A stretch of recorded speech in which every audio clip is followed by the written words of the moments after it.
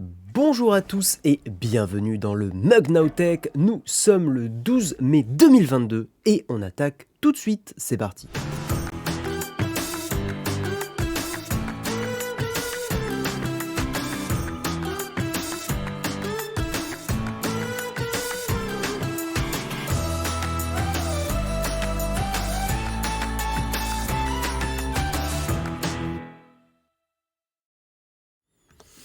Et bonjour à tous, comment ça va les gens? Salut, bienvenue dans le Mug Now Tech. Ce matin, on va parler de Google. Et oui, ça va être incroyable. Salut Cyril, salut Kaukokung, pardon, 94. Salut Olek Impec. Ah Olek, quel dommage que tu doives partir à 8h50. Oh là là, on va pas te voir sur la fin de l'émission. Quel dommage, vraiment. Salut en tout cas à tous, hein, bienvenue Elia, bienvenue Polaire75, bienvenue à tous, hein, il y a des pseudos que je reconnais.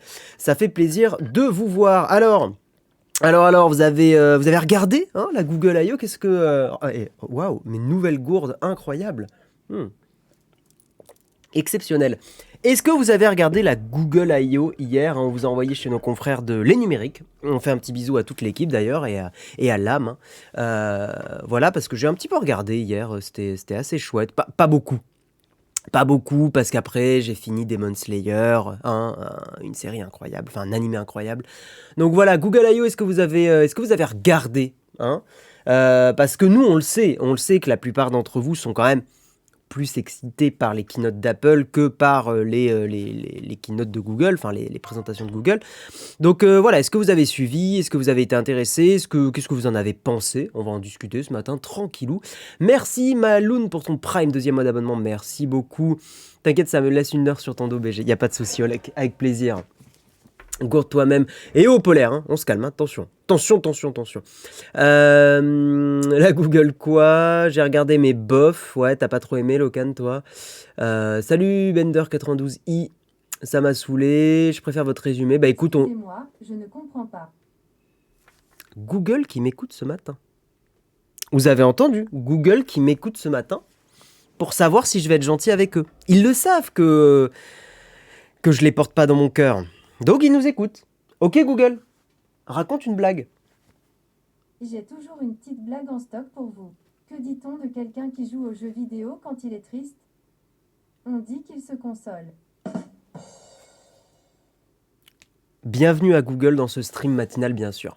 T'as fait un bon choix en partant sur Demon Slayer. Ouais, c'est très cool Demon Slayer. On va faire un résumé de la Google I.O. Évidemment, là, juste je blablate un peu avec vous, savoir si la plupart d'entre vous l'ont écouté, ce que vous en avez pensé, mais on va en parler ensemble. Voilà. 30 dernières minutes très intéressantes, apparemment plus intéressantes effectivement que le début. On va commencer le résumé, hein. On va parler des news qui étaient un peu chiantes et on va terminer avec le gratin. Hein. Toujours les mêmes blagues Google. C'est vrai que cette blague, je l'ai déjà entendue. Ok Google, raconte-moi une blague que je n'ai jamais entendue. Allez, je vais faire de mon mieux pour vous faire sourire. Que dit-on de quelqu'un qui joue aux jeux vidéo quand il est triste? On mais, dit qu'il se mais console. non, mais... Google, tu me fais quoi là? Google. Ok Google, il y a un problème ce matin. Triste de l'apprendre, comment puis-je vous aider? Change ton répertoire de blagues. Je garantis pas le fou rire, mais voici une petite blague. Que dit-on de quelqu'un qui joue aux jeux vidéo quand il est triste? On dit qu'il se console. Non mais, il y a là pour le coup, il y a un vrai bug chez Google. Qu'est-ce qui se passe? Il me sort 3 fois la même blague d'affilée, mais c'est quoi ce bordel? Belle pub pour Google ce matin en tout cas. Vraiment, le fail absolu de l'IA Google en direct, c'est terrible. Mais je vais arrêter. Hein, on va parler de News Tech, mais là, ça chie du cul quand même. Il y a un troll. Je vous promets que je n'ai pas trafiqué. J'aurais pu. Vous connaissez ma mauvaise foi avec Google. J'aurais pu trafiquer le truc de Google là, mais je vous jure que je l'ai pas fait ce matin. C'est le comique de répétition, exactement. Un sponsor potentiel de moi. C'est vrai. Google ne t'écoute pas, c'est de l'humour de répétition. Ouais. Ok Google, tu fais de l'humour de répétition ce matin? Avec vous, je ne ris jamais à contre-cœur, je préfère rire comme une baleine.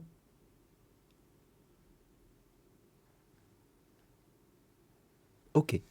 Ça rigole une baleine? Est-ce qu'on a des biologistes et des experts en animaux? Ça rigole une baleine ou pas?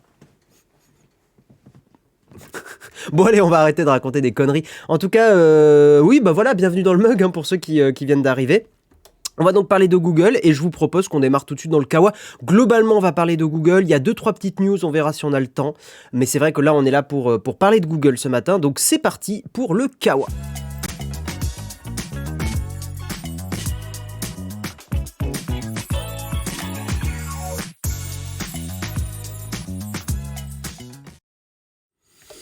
Alors, dans le kawa ce matin, nous allons parler de Firefox. Incroyable. Non, non, on va parler de Google. Donc, petit résumé de ce qui s'est passé, petit résumé de Numérama, qui a suivi effectivement hier la conférence, la Google I.O. Donc déjà, la conférence s'est déroulée au théâtre Shoreline du campus Google. On sent que quand même, le Covid, ça va mieux en ce moment. Les gens sont un peu moins stressés avec ça et ça fait plaisir. En tout cas, c'est vrai que a priori, les chiffres sont quand même plutôt positifs, donc ça permet d'avoir à nouveau des événements plus en présentiel qu'auparavant, donc ça c'est quand même une bonne chose. Sundar Pichai qui a priori a ouvert un peu la conférence. Ils ont commencé, là on va faire un résumé assez global et après on va plonger dans les news que j'ai trouvées les plus intéressantes. Donc la conférence, ils ont commencé par parler effectivement de Google Translate qui a ajouté 24 langues. Bon, il y a pas mal de langues, j'avoue que c'est pas la news la plus intéressante, hein. Encore une fois on va commencer avec les news, on va partir du moins intéressant au plus intéressant. Ensuite apparemment ils ont parlé aussi de YouTube qui avait 80 millions de vidéos chapitrées. Ok, c'est cool, c'est pas le plus important, mais c'est cool. Ils ont parlé aussi de l'amélioration des appels en visio dans Google Meet. Il y aura de l'intelligence artificielle pour améliorer votre image. Ok, pourquoi pas. Ils ont parlé d'une technologie un peu plus intéressante. Donc Google Lens qui a été amélioré. Vous allez pouvoir dans un supermarché effectivement photographier des produits et avoir des suggestions avec Near Me. Near Me qui à partir d'une image va permettre de trouver effectivement des choses similaires. Par exemple, il y a un plat qui vous plaît, il y a une photo de plat qui vous plaît, ça va vous permettre de trouver des restaurants qui a priori proposent ce plat aux alentours, donc pourquoi pas à tester encore une fois, hein. C'est le genre de fonctionnalité qui sur le papier est assez sexy, mais dans les faits, des fois ça laisse un peu à désirer. Ensuite ils ont parlé de représentativité, c'est une bonne chose, hein. Effectivement on le sait qu'aujourd'hui les intelligences artificielles sont entraînées avec des photos de personnes blanches et effectivement pas de personnes de couleur. Donc là, Google qui fait un effort, on avait eu déjà ces discussions sur les caméras qui étaient entraînées à adapter l'exposition pour les personnes de couleur blanche et pas effectivement les personnes qui étaient de couleur noire ou on va dire plus foncé que blanc. Donc effectivement, c'est bien que Google fasse l'effort là-dessus. Donc ils en ont parlé pendant la Google I.O. Ensuite, alors je vais pas le reprononcer sinon il va s'activer, mais la détection du mot-clé de Google va devenir facultative. Pour l'instant, ça fonctionne en anglais, mais a priori, vous allez pouvoir regarder un Google Nest Hub Max. Juste le regarder et lui parler va activer le Google. Non, ça va, il s'est pas activé. Vous allez pouvoir parler effectivement à Google sans avoir besoin d'utiliser le mot-clé. Encore une fois, pour l'instant, c'est réservé à l'anglais. Voilà. En tant que peau sombre, je suis comblé. Non, mais tant mieux. Ensuite, des annonces sur la sécurité. Effectivement, Google qui a annoncé la possibilité de faire des virtual cards qui va générer des faux numéros de carte bancaire. Pour l'instant, c'est uniquement aux États-Unis, hein, on le précise. Est-ce que ça arrivera en France? On verra. Ça, en général, c'est comme Apple, hein, ils sortent plein de fonctionnalités à l'étranger, outre-mer, mais chez nous, c'est plus compliqué. Va y avoir aussi un gestionnaire pour les publicités, vous allez pouvoir changer vos centres d'intérêt manuellement, donc vous allez pouvoir être ciblé par vous-même. Waouh, quelle fonctionnalité incroyable. Je sais que certains aiment ça, vous connaissez ma position effectivement sur ces sujets-là. Ensuite, il y a eu les annonces sur Android 13, alors attendez, je vais remonter un petit peu au-dessus. L'article, comme c'est une analyse, enfin des prises de notes de la Google I.O., c'est un peu à l'envers les trucs, donc c'est un petit peu compliqué de parcourir cet article. Mais en gros, Google qui a dévoilé Android 13, qui n'est pas une mise à jour majeure, je calme vos ardeurs tout de suite. C'est une mise à jour plutôt mineure. Voilà, donc en bêta depuis quelques mois, Android 13 va introduire quelques nouveautés importantes comme Google Wallet, une sorte de réplique d'Apple Wallet, un nom qui a été beaucoup moqué sur Reddit, hein. J'ai regardé un petit peu Reddit ce matin, parce qu'effectivement Google Wallet, a priori, si je dis pas de bêtises, existe déjà chez Google, et puis c'est très très très... enfin comment dire... voilà, apparemment les gens se moquaient du fait que ça existait déjà chez Google, donc Reddit se moquait un peu du nommage de cette nouveauté. Donc a priori, ça va permettre d'avoir les cartes de fidélité, les certificats de vaccination, les papiers d'identité, etc., etc. Ce qu'on a déjà chez Apple. Autre nouveauté d'Android 13, la possibilité de changer la langue d'une application sans changer la langue du système. Ça paraît rien, mais ça m'est déjà arrivé d'avoir ce use case-là sur mon téléphone. Je n'ai plus le souvenir de pourquoi. Mais par contre, j'ai le souvenir d'avoir un moment où je me suis dit j'aurais bien aimé changer la langue d'une seule appli et pas de toutes les applications. Effectivement, pour les personnes bilingues. Enfin, ça peut arriver d'avoir ce besoin-là. Et moi, ça m'est arrivé une fois. Je ne sais pas pourquoi, je ne m'en rappelle plus. Mais je sais que ça m'est arrivé. Également, Android 13 va mettre l'accent sur les grands écrans. C'est déjà un truc qui avait été fait avec Android 12L, mais Android 13 va a priori implémenter ces fonctionnalités-là. Les interfaces vont être adaptées. Vous allez voir que ça a tout son sens avec une annonce de cette cette présentation de Google. Donc Google va mettre à jour une vingtaine d'applications pour prendre en charge les grands écrans. Et tout ça, oui, non, c'est tout. Google part aussi à l'assaut d'Apple AirPlay, hein, la technologie Google Cast, qui fonctionne assez bien, il faut quand même l'avouer, qui permet d'envoyer du contenu audio-vidéo sur des appareils tiers, va gagner en nouveaux partenaires, plus d'interopérabilité entre les appareils Android, copier-coller synchronisé entre les smartphones et les tablettes. Ça c'est chouette. Android 13 va gérer le protocole domotique Matter, qui est le protocole universel. Hein. C'est une très bonne chose qu'on ait de plus en plus, j'allais dire d'universalisme, c'est un terme très politique, mais d'interopérabilité entre les marques et les appareils. C'est un gros bordel aujourd'hui, les appareils et la domotique. Hein. Apple avait son truc à lui. Hein, évidemment Apple, les autres constructeurs avaient une norme, enfin bon, c'était un gros bordel. Donc effectivement là, les produits que vous allez acheter pourront être ajoutés facilement à Google Home sans application spéciale. La bêta est disponible sur plusieurs appareils, évidemment sur les Pixel, mais sur du OnePlus, sur du Oppo, sur du Xiaomi, et c'est une bonne chose, c'est cool. Voilà. Du coup, ils vont se rapprocher de la surcouche de Samsung. Non, je vois pas pourquoi tu dis ça, Technisavoir. Sur iOS, on pouvait déjà faire ce changement de langue par app. On peut faire ça sur iOS? Je savais pas. Voilà. Oui, je fais du dev et de la programmation Caseo, mais si tu veux poser des questions, plutôt vers la fin de l'émission. Là, on est là pour discuter d'abord des news de Google. Si on cadre comme ça, c'est pour éviter que ça parte dans tous les sens dans le chat, parce que sinon, voilà, là, on parle des articles du jour, on est dans le kawa. Ensuite, il y a eu les annonces du Pixel 6a, on va en reparler un peu plus en détail dans cette émission. Le Pixel 6a, le petit frère du Pixel 6. Donc effectivement, Google a annoncé avoir vendu plus de Pixel 6 que de 5 et de 4 combinés. Ça, on l'avait dit, hein, le Pixel 6 est pas trop mal vendu a priori. La marque part maintenant à l'assaut du milieu de gamme avec le Pixel 6a, une version à $449. Le prix en euros, alors si il est connu, le prix en euros devrait être de 459 €. Voilà, à prendre avec des pincettes. Le Pixel 6a utilise la même puce Tensor que le Pixel 6, ça le rend compatible 5G, il embarque des fonctions exclusives des pixels, des modes photo intelligents, etc. On va en reparler après. Et alors là, par contre, pour moi, c'est un gros problème. Google qui annonce le Pixel 6a, mais les précommandes commencent le 21 juillet. 21 juillet, c'est... Attendez. Combien de jours reste-t-il jusqu'au 21 juillet? Est-ce que ça marche de faire ça? Il reste encore 70 jours. Donc on est à 70 jours de pouvoir précommander le téléphone. Très Google d'annoncer un truc et d'avoir des précommandes dans 70 jours. Je trouve ça énorme. Je trouve que c'est peut-être annoncer le téléphone un peu tôt. Je comprends que Google veuille annoncer tout son hardware maintenant, mais est-ce que c'est pas un peu tôt? Je sais pas ce que vous en pensez dans le chat. Ça veut dire qu'on va pouvoir accéder au téléphone, enfin même pas, précommander le téléphone dans 2 mois. Pour moi, Google aurait dû ouvrir des précommandes peut-être dans 1 semaine ou 2, quitte à mettre des longs délais d'attente, j'en sais rien. Mais là, c'est long, quoi. C'est vraiment long. En plus, on ne parle que des États-Unis, on ne parle même pas des autres pays. C'est complètement possible que le Pixel 6a n'apparaisse pas en Europe, hein. Bon, j'espère que si, mais voilà. Mais je trouve ça très long. Qui achète un smartphone en juillet? Ouais, ça c'est presque un autre problème.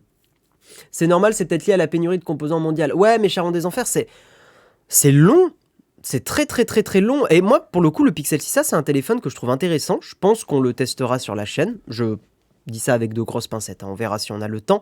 Mais c'est un téléphone qui est voilà, qui a un positionnement effectivement plus milieu de gamme. Vous verrez qu'il a des soucis, hein. Moi, j'ai des choses à critiquer dessus, notamment la partie photo. Je suis un petit peu déçu. Donc, on verra. Un petit problème de trésorerie ou voir la demande. Ouais, je sais pas. Bon, après, Google, problème de trésorerie. Ah, tu parles pour Nowtech? Non, je sais pas, Flonflon, j'ai pas compris. Google ne maîtrise pas la com marketing. Oui et non, Google est pas si mauvais que ça. Faut pas non plus, voilà, faut pas non plus critiquer outre mesure. Mais disons que on a vu mieux chez d'autres concurrents. Il va sortir en France, d'accord. Merci pour l'info, Victory. Ouais. Si tu présentes un produit, il devrait être dispo dans la foulée. Ouais. Pour moi, c'est un peu ma vision aussi du truc, c'est que si... Là, les gens vont oublier. Alors évidemment, les hardcore fans des pixels vont sûrement l'acheter, mais on va dire que le grand public, et Google a besoin du grand public pour démocratiser les pixels, ils l'ont quand même bien fait avec les Pixel 6, il faut créer de l'engouement, et là, pour moi, ça fait effet de pétard qui va être mouillé au bout de 2 mois, quoi. Pour Google, je parle, je savais pas de qui tu parlais, ouais, ok, Flonflon. D'ailleurs, Flonflon, faut qu'on s'appelle aujourd'hui. Hein, il faut qu'on gère un peu pour ce soir. Toi-même, tu sais. On va en reparler après du Pixel 6. Là, je vais un peu vite en besogne. Ensuite, oui, surprise, Google qui a annoncé... Alors ça, c'était pas prévu. Je trouve ça assez cool. Google qui a annoncé le Pixel 7. Alors, très en avance, mais ça, je comprends, pour le coup. Donc, effectivement, Google Pixel 7 et Google Pixel 7 Pro... Pixel 7 Pro, pas évident à dire, équipé d'une nouvelle puce Google Tensor. Ces smartphones iront encore plus loin en photo. Impatient, Google a voulu montrer leur design en avance. On va en reparler après du Pixel 7, mais je peux déjà vous demander ce que vous en pensez. Moi, j'aime beaucoup ce design. Qu'est-ce que vous en pensez dans le chat? Pour ceux qui nous écoutent en audio, le Pixel 7 Pro, un design assez moderne, presque un peu rétro sur certains aspects. Je trouve que ça me fait un peu penser à de l'architecture des années 80-90, ou architecture ou un peu à la vision qu'on avait du futur dans les films des années 80-90. Ça fait très rétro-futuriste. Je sais pas comment vous expliquer ça. Je sais pas si vous avez le même feeling que moi, mais je verrais bien ce genre de design dans des films des années 80-90 qui essayaient de prévoir le futur. Ça fait un peu robot, ça fait ancien robot, je trouve. Moi, j'aime bien. Moi, ça me plaît. Voilà, je vais être honnête avec vous, ça me plaît pas mal. J'aime beaucoup ce genre de design, mais je sais que ça plaît pas à tout le monde. Très Apple à ses débuts, c'est HAL 9000. Ah putain, ouais, tu mets le doigt sur ce que je vois. Oui, c'est exactement, HAL 9000 un peu, ouais. Chelou mais j'aime bien, sympa comme design, très Nokia. Ouais, ils ont osé autre chose. C'est moins laid que le précédent. Ah, si Oleg dit ça, si le bobo lyonnais dit ça, c'est qu'ils ont fait des progrès. Très Severance, ouais, ça fait un peu Wall-E. Ouais, effectivement, ça fait un peu Wall-E. Très Men in Black, un peu Men in Black, ouais. On dirait F de Wall-E. Attendez, on l'a F de Wall-E en plus, là. Où est-ce qu'elle est? Elle est pas là, F de Wall-E. Ah, on l'a plus? Elle a disparu? Putain, je la vois plus. Non, je la vois plus du tout. Très Bender, ouais, un petit peu, ouais. J'aime vraiment plus que l'iPhone. Ouais. Non, mais vous aimez bien. Ok. Vous aimez bien. Bah ça, c'est... Ouais, moi aussi. Donc effectivement, alors attendez, où est-ce qu'il est l'article? Il est là. Donc Pixel 7 qui a été annoncé, on va en discuter un peu après. Également les Pixel Buds Pro. Ça par contre on va pas spécialement en reparler, c'est les concurrents directs des AirPods Pro, réduction de bruit active, mode transparence, audio spatial, tout est là. Donc voilà, c'est vraiment le concurrent direct de Google des AirPods Pro.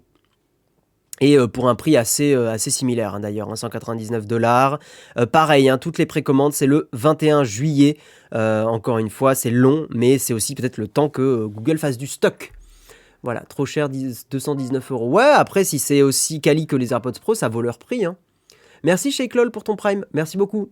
Très propre, sinon simpliste, au moins ils ont leur marque de fabrique avec cette barre horizontale. Moi je trouve ça assez identitaire, hein, le Pixel 7. On va en reparler après. Et donc les deux autres surprises, même si on avait déjà des rumeurs sur la Pixel Watch, eh ben c'est effectivement la montre et la tablette de Google. Alors la tablette, j'ai regardé justement quand l'équipe des numériques ont vu les annonces de la tablette, ils ont dit waouh, c'est moche. Et c'est vrai que le dos de la tablette est pas très sexy. D'ailleurs, je sais pas si on pourra le voir, la Pixel tablette. Attendez, Pixel tablette. On va aller chez Google, hein, pour aller chercher ça. Pixel tablette 2022. Parce qu'effectivement, de dos, elle est pas très jolie, cette Pixel tablette. Ouais, voilà. C'est ce design-là, un peu plastique. Ouais. Un peu iPad ancienne génération. Vous savez, genre iPad avant le redesign de 2018. Ouais, je crois que c'est ça. Voilà, ça c'est le look de la Pixel tablette. Je suis pas méga fan, hein. Attendez, je vais essayer de vous le montrer en grand. Ouais, là, ouvrir l'image dans un nouvel onglet. Voilà, c'est ça le look. Ouais, on dirait les premiers iPads, ouais. C'est pas ma cam. J'avoue que je trouve que ce look maintenant fait un peu daté. Et je suis pas extrêmement fan. Donc Pixel tablette, hein, et la conférence s'est arrêtée avec la Pixel tablette. Ces produits sortiront en automne. Et donc la Pixel Watch, par contre, qui elle est assez sexy. Là, pour le coup, je pense que Google joue une jolie carte d'une montre ronde. Ça concurrence bien l'Apple Watch. Je trouve ça plus joli que l'Apple Watch. Vous connaissez mes préférences, bien sûr, pour les montres rondes, hein. Je trouve ça plus sympathique. Merde, j'ai pas le bouton. Voilà. Moi j'aime bien. J'aime bien la Pixel Watch, je trouve que c'est assez joli. Effectivement, les montres rondes permettent d'afficher moins d'informations, donc ça c'est vrai que c'est chiant.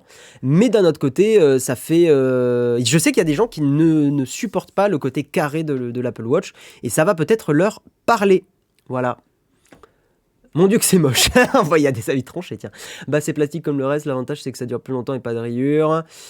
Par contre, oui, alors pour l'instant, il faut bien comprendre que Google n'a pas révélé beaucoup de choses sur l'interface de ses produits. Donc on est sur une conférence qui est quand même restée très en surface. C'est pas une conf de Microsoft, mais c'était très en surface. Mais ouais, non, pas beaucoup d'annonces sur effectivement la partie software, mis à part Android 13. Moi je supporte pas les montres au poignet. Ouais, ça c'est un autre souci, le tutoriel. Imaginez, ils auraient pu reprendre le bandeau du téléphone. Moi avec une cover on s'en fout, ça peut réduire les coûts, le design pas top. Enfin une nouvelle tablette, je vais pouvoir remplacer mon Nexus 7, j'ai failli prendre un iPad mini. Tu sais Bender 92i, je te dirais quand même de prendre un iPad mini. C'est pas pour casser du sucre sur Google gratuitement, mais Google a jamais été monstrueux sur les tablettes. Même la Nexus 7, qui était une super tablette, elle avait une longévité de merde. Au bout d'1 an et demi, 2 ans, la tablette, elle tournait plus bien, hein. Rappelez-vous, hein. J'ai une Nexus 7, donc je sais de quoi je parle. Au bout d'1 an et demi, il y avait des gros problèmes. Et je fais pas confiance à Google sur le hardware. Vous me connaissez, hein. Pour l'instant, pour moi, Google n'a pas encore prouvé que niveau hardware, ils savaient faire des produits qui avaient une forte longévité. Ils ont abandonné tellement vite, genre c'est le Pixel 3, hein. Pixel 3 qui n'est déjà plus mis à jour.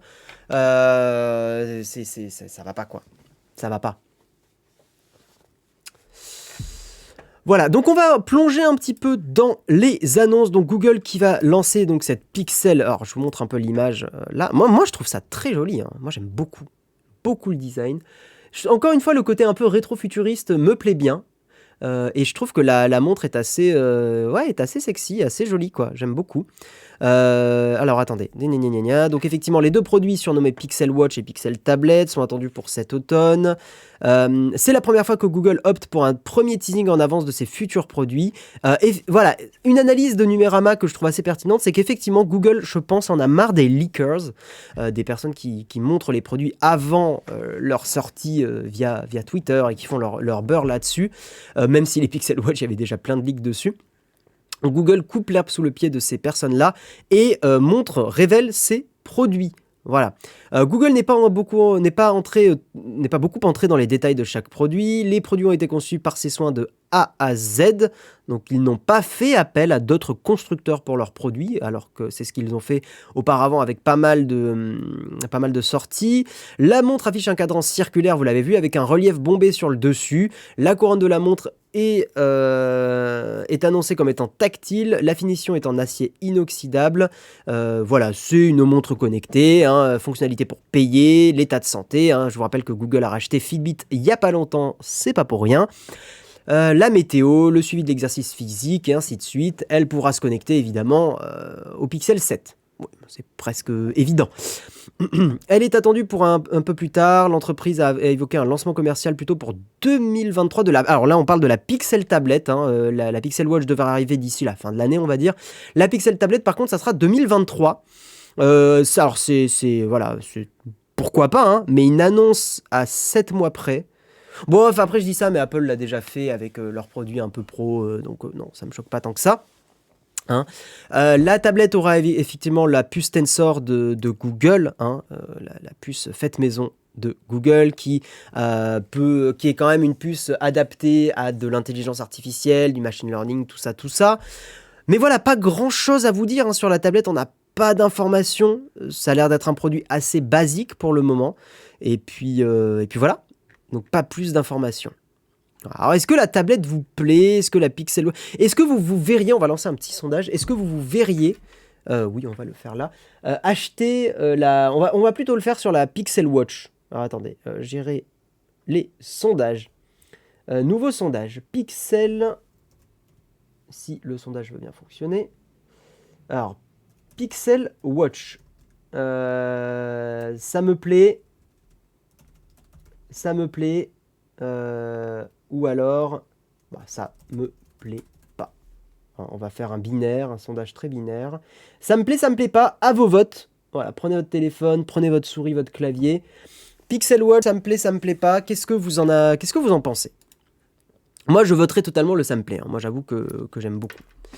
Voilà, j'avais déjà ça. Voilà, Pixel Watch. Est-ce que vous aimez le design ou pas? C'est quoi les votes pour l'instant? Pour l'instant, c'est mitigé. Ok, je pensais pas que ça serait du 50-50. Je pensais qu'il y aurait plus de gens à qui ça plairait. Non, vous êtes une majorité à pas kiffer. Ah tiens, la caméra qui lagouille un peu. On a des vrais soucis avec la caméra. Je sais pas pourquoi. Attendez, je vais regarder vite fait si on peut forcer un truc. Ouais, on a forcé le 25 images secondes. Je sais pas pourquoi elle lag. Ah non, c'est bon, ça revient. Ah, le Proco, il a un peu de mal. Hein. Le Proco, il a un petit peu de mal. Team Withings, j'aime beaucoup les Withings aussi, Louis Wirth. Hein. 56% à qui ça plaît, 45% à qui ça plaît pas. En tout cas, merci pour vos votes. D'ailleurs, merci de faire l'effort. Ça permet aussi d'animer l'émission. C'est cool. J'ai testé l'interface Google sur une montre connectée fossile. C'était vraiment nul. C'est vrai que quand tu passes d'une Apple Watch à un Android Wear, tu vois la diff quand même. Même en termes de fluidité, en termes d'expérience. Les gens vont me traiter de pro Apple, mais mettez les deux à côté, c'est incomparable. Encore une fois aujourd'hui. Surchauffe. Non, c'est pas un problème de la caméra, c'est un problème du Proco. On a des merdes avec le processeur. Il y a des choses qui vont pas. Il y a des choses qui ont un peu de mal. Il est bizarre le bouton principal. Il est tactile, a priori, le petit bouton là. Et non, moi j'aime bien. J'aime bien, moi. Par contre, le Pixel 6 me fait de l'œil en tant qu'utilisateur Apple complet. Ok. Oh, tu vas quand même tomber de haut. Hein. L'écosystème Google n'est pas encore au niveau de celui d'Apple. Hein. Je te préviens. À la limite, Samsung sont les plus proches d'avoir un écosystème plus cohérent. Totalement d'accord, j'ai une Android Wear pendant longtemps. Lorsque je suis passé sur l'Apple Watch, ça n'avait rien à voir. Vraiment, sans être fanboy, hein, le niveau de finition d'une Apple Watch et de l'écosystème, c'est pas le même combat. C'est pas le même combat. Il y a des trucs qui sont chouettes sur Android Wear. Hein. Il y a des choses dans l'écosystème Android qui sont top. Moi, vous me connaissez, hein, je suis plutôt Android à la base. Hein, mon cœur est chez Android. Pour le fait de pouvoir meilleure vie privée, pouvoir sideloader les apps plus facilement, l'émulation. Enfin, il y a 1 milliard de raisons qui font que je préfère Android. Si j'ai un iPhone, je vous l'ai toujours dit, c'est parce que parce que l'iPhone est une caméra, parce que l'iPhone est un compromis pas trop mauvais en termes de vie privée. C'est pas la meilleure chose, mais il y a tout un tas de raisons qui font que l'iPhone est un meilleur équilibre, on va dire. Ça se revend bien, ça se revend bien aussi, vous le savez. Tu peux... gna, gna, gna, gna, gna, gna. Alors attends. Les Galaxy Watch sont très bien. Je suis passé d'une Galaxy Watch à une Apple Watch et franchement, elles se valent. Même en termes de longévité chez Miko. Parce que le problème aussi des produits Samsung ou Google, c'est la longévité des watches qui sont pas mis à jour aussi longtemps. 57% a aimé la Pixel Watch et 43% a pas l'aimé. C'est équilibré, mais je pensais que ça vous aimeriez plus. Ok. Ok, ok. Android vie privée. Ouais, il faut que tu ailles voir les vidéos qu'on a fait sur la chaîne Samsco sur Android sans Google.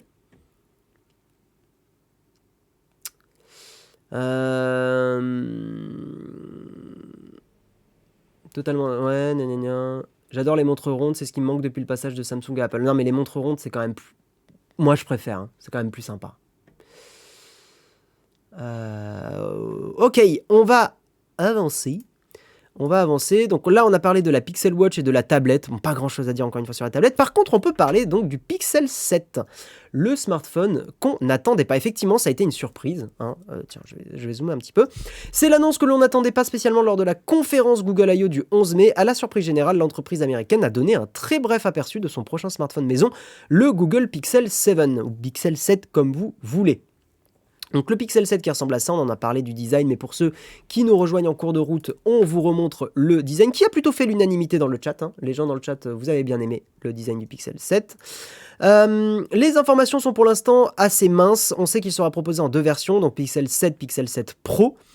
Ils seront commercialisés à partir de cet automne à une date qui reste à préciser. La fiche technique reste pour l'instant secrète, mais effectivement, ça sera sûrement une mise à jour du Google Tensor, hein, du processeur maison. Voilà. Google a toutefois montré quelques évolutions au niveau du design. Toute la bande dédiée au bloc photographique sera nettement améliorée. C'est en aluminium. L'entreprise américaine fait également savoir que c'est de l'aluminium recyclé, souligner ses efforts en matière de développement durable et d'environnement. Oui, un peu de greenwashing, hein, comme Apple. Hein, voilà, ça on est plutôt habitué. Voilà pour le Pixel 7.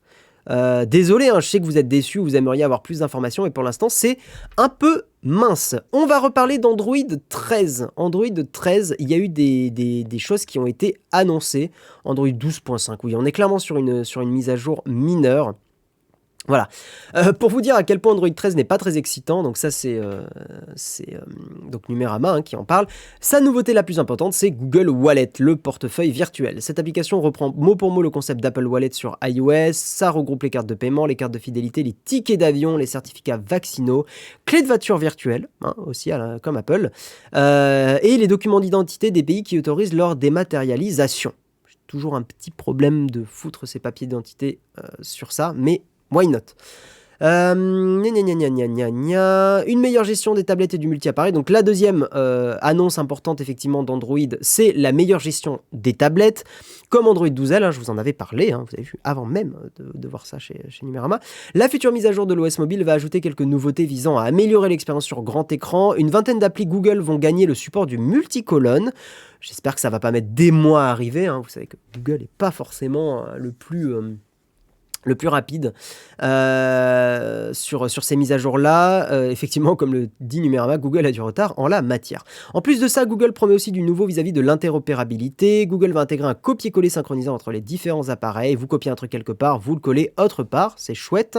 Ça va être natif. Google a promis de très légers ajustements. Choisir la langue d'une seule appli, on en a parlé. Augmenter la compatibilité Google Cast, on en a parlé, et puis voilà. Ah oui, au final, ils reprennent mot pour mot ce qui a été écrit sur le truc. Ok, je pensais qu'il y avait des choses en plus. Ok, et on va surtout parler, voilà, alors moi je voulais en venir là, mesdames et messieurs, on va surtout parler du Pixel 6a, parce que c'est un smartphone milieu de gamme qui pourrait aussi vous intéresser. Donc c'est en ça que ça va être assez intéressant. Voilà, Pixel 6a. Le nouveau Pixel 6a de Google sera disponible cet été, enfin en précommande, et veut avoir enfin son mot à dire face à une féroce concurrence. Cette version théoriquement moins puissante embarque tout de même le fameux processeur System on a Chip Tensor de ses grands frères, accompagné de la puce de sécurité Titan M2, légèrement plus compacte. Ça va intéresser les gens qui aiment les téléphones pas trop grands. Le Pixel 6a est équipé d'un écran AMOLED de 6,1 pouces, donc 1080p, hein, contrairement à 6,4 pouces hein, pour le Pixel 6. Donc Full HD+, et un taux de rafraîchissement de 60 Hz, donc pas de 90 ou du 120. C'est dommage parce qu'à 460 €, c'est dommage de ne pas avoir du 90 Hz quand même. peut souligner le fait que ça soit un peu dommage, même si c'est pas très grave, hein, le 60 Hz, honnêtement, c'est pas non plus la plaie. Hein. Disponible en version 6 Go plus 128, donc 6 Go de RAM plus 128 Go de stockage. Le smartphone sera compatible 5G, Bluetooth 5.2 ou Wi-Fi 6E. Niveau photo. Alors, niveau photo, il y a une petite régression.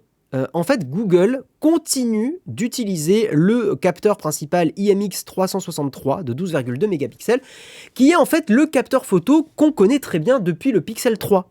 Donc en fait, là, Google fait du gros recyclage. C'est le même module photo que le Pixel 3, que le Pixel 4 et que le Pixel 5, si je dis pas de bêtises. D'une certaine façon, c'est quand même un capteur que Google maîtrise. Hein. Vous avez vu les photos que faisait déjà le Pixel 3 à l'époque, c'était assez bluffant. Mais ça fait un peu chier de quand même pas avoir à 460 € un capteur principal un peu meilleur. Voilà, je le dis honnêtement.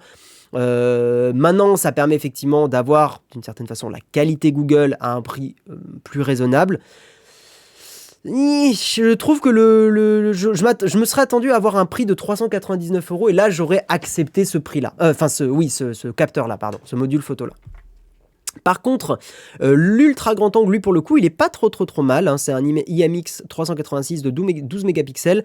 C'est l'ultra grand angle, a priori, du Pixel 6. Donc, c'est pas trop mal à ce niveau-là. Mais ouais, le grand angle, je suis un peu mitigé. C'est un peu dommage. Mais ça n'empêche pas que c'est un bon module photo. Le tout, évidemment, couplé à de l'intelligence artificielle. Hein, voilà, Realton, Night Sight, Magic Eraser. Donc, ça, c'est cool. En capteur frontal, c'est un capteur de 8 mégapixels. C'est un petit peu dommage. Ça veut dire que 8 mégapixels, c'est pas terrible en capteur frontal. Et il faut pas oublier, il faut pas négliger les capteurs frontales sur les smartphones parce que on fait beaucoup de selfies en 2022, beaucoup de photos avec les appareils photo avant. Donc c'est même pas impossible que la capture vidéo en selfie soit limitée à du 1080p. On se fout de la gueule d'Apple pour ça, je me foutrais de la même façon de la gueule de Google qui fait la même chose. Voilà. Mon Pixel 4a se porte encore parfaitement bien, aucune raison de changer. Bah oui, mais change pas. S'il marche très bien, ton téléphone, change pas. Même pour ton portefeuille, va pas balancer 400 € dans un nouveau téléphone alors que tu peux te payer un voyage à 400 €. Même tu peux te payer un joli voyage à 400 €. 400 €, tu peux aller dans plein de villes d'Europe, te faire plaisir sur la bouffe, clairement, et rencontrer des gens, Le capteur frontal, pardon. Le capteur. J'ai dit les capteurs frontaux. Le capteur frontal. Côté batterie, Google a inclus une capacité de 4306 mAh, promettant une autonomie pouvant aller jusqu'à 72 heures grâce à un mode Extreme Battery Saver. On attend de voir. Une première sur un smartphone Pixel et plus de 24 heures en utilisation classique, une affirmation à vérifier. Google... doucement. Le Pixel 6a sera également le premier smartphone à recevoir Android 13, incluant 5... Alors, take your time. 5 ans de mise à jour de sécurité et 3 ans de mise à jour majeure. J'aurais aimé 5 ans de mise à jour majeure. Je vois pas pourquoi on n'aurait pas les deux en même temps. Mais au moins 5 ans de mise à jour de sécurité, ça veut dire que vous êtes à peu près garanti de garder un téléphone 5 ans. C'est une très bonne chose. Bravo Google. Après tous ces arguments qui en font un sérieux outsider, il ne manque plus qu'à savoir le prix. Aux US, il sera disponible le 21 juillet en 3 coloris, sauge, galet et charbon. Je vous montre les couleurs. Je trouve ça un peu tristoun. Google nous avait habitués à effectivement des couleurs un peu plus fun. Alors attendez, par contre, je vais pas zoomer comme ça, je vais zoomer. Ah oui, non, c'est bon. Okay. Excusez-moi, je ne comprends pas. Putain, il m'a fait peur. Ok Google, tu m'as fait peur. Vous savez ce qui fait vraiment peur? C'est un fantôme. C'est terrible. Terrible. Ça donne vraiment la chair de poule. Ah bah oui, et puis avec ton intonation pas du tout robotique, là, vraiment... Bref, vous en pensez quoi des couleurs? Je suis un peu... je sais pas, mettez-nous du fun, quoi. Mettez-nous du bleu, du rose, de l'orange, du jaune. Putain, là, c'est d'une tristitude. Justement, les trucs qui étaient cool chez Google, c'était leur couleur un peu sympa. Ou leur texture un peu originale. Là... Alors pour info, ça sera pas du verre d'ailleurs, ça sera un plastique. C'est terne, j'aime bien. Des cookies, toi t'aimes bien? Moi j'aime pas trop. Étant donné que le kit Molim est plus obligatoire, plus d'excuses pour pas sortir tous les coloris. Le vert en photo de situation, c'est pas beau, c'est neutre. Ça me rappelle les couleurs des thèmes de certaines interfaces sous Linux, c'est pas fun. Le tutoriel qui s'auto-clash. En France, on a l'habitude des couleurs classiques. Ouais, mais c'est cool un peu de couleur quand même. La TV cathodique avait plus de couleurs. Soj, c'est la couleur du Pixel 5 qui n'a jamais été dispo chez nous. Du coup, on aura le noir et le blanc. Bah, le blanc, après, bon, bah, c'est du blanc, c'est joli, c'est sobre, mais... Sur quel iPhone t'es limité à du 1080p? Si je dis pas de bêtises, Fabrice, c'est sur l'iPhone SE. L'iPhone SE est encore limité en 1080p sur la caméra. Oui, mais c'est même sûr, vu que j'avais testé l'iPhone SE 3. C'est statutaire. Ouais, c'est statutaire, mais... je dirais même... Pour moi, statutaire, c'est un mot qui quand même inclut un côté un peu luxueux. Quelque chose de statutaire, c'est quelque chose qui en jette, qui s'affirme. Pour moi, statutaire, c'est quelque chose qui s'affirme. Là, justement, tu vois, je suis pas d'accord. Je trouve pas que c'est statutaire. Je trouve que, justement, c'est timide. Je trouve que ça s'affirme pas, ça s'assume pas. C'est un design ultra passe-partout, quoi. De toute façon, il y a une coque, donc la couleur OSEF. Tout le monde n'utilise pas les smartphones avec des coques. Hein. Ouais, non, je suis pas... Voilà, je suis pas dingo. Je suis pas ultra fan du Pixel 6A. Pour continuer, donc effectivement, le prix hein, en Europe serait de 459 €. Bon, en vrai, c'est pas trop mal pour le prix. Le prix est plutôt ok. À voir ce que ça va donner. Capteur d'empreinte qui est sous l'écran, je pense qu'ils vont garder le même capteur d'empreinte que le Pixel 6 et Pixel 6 Pro. Ça, c'est dommage parce que vous le savez, le capteur d'empreinte, il y a quand même des soucis hein, sur le Pixel 6 et le Pixel 6 Pro. Ils sont lents. C'est des capteurs d'empreinte qui sont plus lents que la concurrence. C'est pas inutilisable, mais c'est pas dingo. Donc à voir ce que ça va donner, quoi. Mais c'est vrai qu'ils ont réussi à faire un noir timide. Ouais, après, c'est mon avis. On a le droit de pas être d'accord. Hein. Mais attendez. Pixel. C'est lesquels qui avaient des couleurs sympas? Pixel 3 Colors. Non, c'est pas le Pixel 3A. Mais quoique déjà, moi, regardez, déjà, moi je trouve que sur ces téléphones-là, il y avait quelque chose. Rien que le petit. Est-ce que je peux avoir l'image en plus grand? Putain, pas beaucoup plus grand, mais tant pis. Je peux pas zoomer. Allô? Pourquoi je peux pas zoomer? Je vais zoomer là. Hein. Déjà, rien que le petit bouton de... Allô? Calme-toi. Allô? Oula, allô? Oh putain. Oh, le zoom qui pète un câble. Ah, et oh. Ah, ok, c'est bon.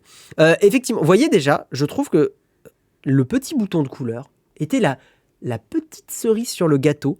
C'est le petit côté. J'ai un téléphone qui passe partout, mais je suis quelqu'un de fun. Et moi, j'aimais beaucoup. Très hipster, on est bien d'accord. Attendez, les couleurs du Pixel 3. Alors, regardez à quel point on peut faire des trucs sympas. Mais on peut faire du sobre et du sympa. Ah, en plus, l'image, elle est en grand. Attendez. L'image, elle est en grand. Ouvrir l'image dans un nouvel onglet. Là, c'est pas plus joli, sans déconner. Déjà, il y a le petit truc de couleur sur le côté. L'espèce de rose, corail, machin, c'est joli. Le noir, il est joli avec cette espèce d'effet un peu gris. C'est 1000 fois plus joli, je trouve. Je trouve que c'est 1000 fois plus joli et ça s'assume vachement plus. Par contre, attention, me faites pas dire ce que j'ai pas dit, cette couleur-là, elle est dégueulasse. Ce bleu était immonde. À chier du boudin. Vraiment, là, il y avait aucun... Là, c'était à chier. Mais, qu'est-ce que je peux vous montrer d'autre comme couleur? Ouais, regardez ça. C'est beau, ça. Ouvrir... Ouais, alors attendez, on va ouvrir le lien. Regardez. Là, c'est le plaisir. Là, il y a un vrai truc qui s'assume. Voilà. Avis perso, Google ne ferait jamais mieux que le Pixel 3 design était ouf. Je suis d'accord. Pixel 3, design de dingo. Pixel 3, design de fou. Incroyable. Regardez, quand on compare ça... Ah, je vais vous le remontrer. Hein. Attendez, où est-ce qu'il est? Alors, le Pixel 7, je dis pas. Pixel 7, il est joli. Mais quand on compare ça... Ah putain, je l'ai plus. Attendez. Ah, je le retrouve plus. Le Pixel, où est-ce qu'il est, sans Huawei, non, machin... Ça à ça, bah, je suis désolé. Mais là, il y a un peu de fun, quoi. Là, on s'amuse. C'est subtil. Mais je trouve qu'on s'amuse. Ah, j'ai la caméra qui lag encore. Non, c'est bon, c'est revenu. Putain, mais c'est ça galère, hein. Attendez, je vais juste vérifier si c'est le Proco qui pète un câble. Gestionnaire de tâches. Voir si on a un souci sur le gestionnaire et les perfs. Non, le processeur, il est même pas à fond, donc c'est pas un problème du Proco qui fait que ça lag la caméra. Je sais pas ce qui fait que ça lag. Attendez, je vais tester un truc. C'est pas impossible que ça pète tout, hein. Je vous préviens. Ok, oh, ok. Non, ça lagouille. Ouais. Yo, yo, yo. Bon. C'est pas la RAM. Non, non, non, non, non, on n'a pas de problème, je sais pas pourquoi. Bref, j'ai fait mon petit râlage sur le Pixel 6a. Et de quoi je voulais vous parler pour terminer. Oui, sur un truc qui quand même est assez bluffant. Vous savez que Google, voilà, bref. Mais ça, il faut quand même pas déconner, c'est assez bluffant. L'annonce dont je vous ai parlé au début de l'émission, mais pour ceux qui n'étaient pas là, Look and Talk, qui sera disponible sur l'enceinte Google Nest Hub Max. Tu t'es pas activé toi? C'est bon. La promesse est simple, grâce à 100 signaux captés par l'appareil photo et le microphone, les assistants connectés n'auront plus besoin d'entendre la fameuse phrase pour être activés. Il suffira de parler en les regardant pour qu'ils s'allument. Ça, c'est assez bluffant quand même.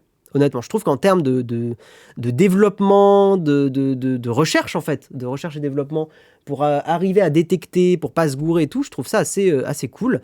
Une fois activé, l'option Look and Talk vous permettra de simplement parler et de demander des choses au Google Nest Hub Max sans avoir besoin de dire Il faudra par contre que vous soyez proche de l'appareil, pas plus loin qu'1,5 m, que vous regardiez dans sa direction. L'assistant prend en compte 100 signaux afin de confirmer que vous vous adressez à lui, comme la proximité, l'orientation de la tête et du regard, ou encore le mouvement des lèvres, et ce que Google appelle la conscience du contexte. Ouh, la conscience du contexte. Voilà, je trouve que c'est assez bluffant. Si ça marche bien, c'est bluffant. Oh, merci Lac pour ton abonnement. Merci beaucoup. Ça fait peur, hashtag vie privée. Oui, d'une certaine façon, ça fait un peu peur. Je peux l'entendre. Là, je parle de la prouesse en termes de R&D. Je trouve que c'est assez cool. L'horreur, ça va s'allumer H24 quand tu regardes ton tel. Non, là, pour l'instant, c'est sur les tablettes. C'est pas sur le téléphone. Et il faut pas oublier que probablement qu'il va capter beaucoup de choses, notamment l'intonation de votre voix. Quand vous posez une question, vous n'avez pas la même intonation. Maintenant, je suis curieux. Imaginons que tu parles à la tablette et que tu poses une question, par exemple, à quelqu'un dans la maison ou dans l'appart. Comment il arrive à faire la différence? Ça sera à tester. Donc, en plus d'avoir un micro, il y a une caméra qui te regarde. Alors, je veux pas t'apprendre plein de choses. Enfin, Zeratul, je vais pas te faire tomber de ta chaise, mais c'est déjà le cas de beaucoup d'appareils que tu utilises. Hein. Ton ordi portable a une caméra qui te regarde en permanence. Tout ça pour demander une blague ou la météo, que d'énergie. Tiens, d'ailleurs, en parlant de blague, est-ce qu'on retenterait pas? Ok Google, raconte une blague. J'ai toujours une petite blague en stock pour vous. Que dit-on de quelqu'un qui joue aux jeux vidéo? Mais il y a un problème. Quand il est triste? Il y a un problème ce On matin. dit qu'il se console. Là, ce matin, il y a un vrai souci. Hein. Il est bourré. Google, il est bourré. En fait, Google, il a fait la night. Il a fait toute la night après la Google I.O. Je crois que Google a un peu bu. Et c'est un réveil difficile. Hein, Google? C'est un réveil difficile ce matin. De toute façon, ils écoutent déjà. Combien de fois je parle d'un truc avec ma femme, on n'est pas d'accord, je fais une recherche et bim, premier résultat de l'autocomplétion, exactement ce que je recherche. J'ai déjà parlé de ça, Thibaut. Les GAFAM, enfin Google et tout, ne t'écoutent pas, n'écoutent pas ta voix. C'est juste que ils sont tellement capables de te traquer dans tout ce que tu fais sur Internet, tous tes clics, le fait que tu ouvres une appli un certain laps de temps, le fait que machin, qu'ils sont capables de prévoir même ce que tu vas aimer. Donc je te le dis, c'est juste une coïncidence, et donc forcément tu l'associes, mais je t'assure qu'ils ne t'écoutent pas. En tout cas, ils n'enregistrent pas ta voix et ton micro, ce que tu dis au micro. Voilà, ça je te le garantis, puissance 1000, ça n'aurait aucun intérêt. C'est 1000 fois plus efficace de voir les sites que tu parcours et tout ça. Et en fait, on a du mal à se rendre compte qu'on est à la fois hyper unique, et à la fois on est comme plein de gens. Et qu'on a quasiment les mêmes parcours d'achat, les mêmes parcours d'analyse. Par exemple, le fait de vouloir acheter un appareil photo, en fait, on est des humains et on a parfois à peu près le même chemin pour aller acheter un truc. tu vois, typiquement. Et le fait que t'en parles à ta compagne, c'est juste que t'as peut-être, t'as oublié ou tu t'en es pas rendu compte, t'as peut-être cherché des trucs, genre imaginons tu parles d'une niche, tu vois, pour un chien, mais Google a analysé des mois auparavant que bah, t'avais un chien. Tu vois.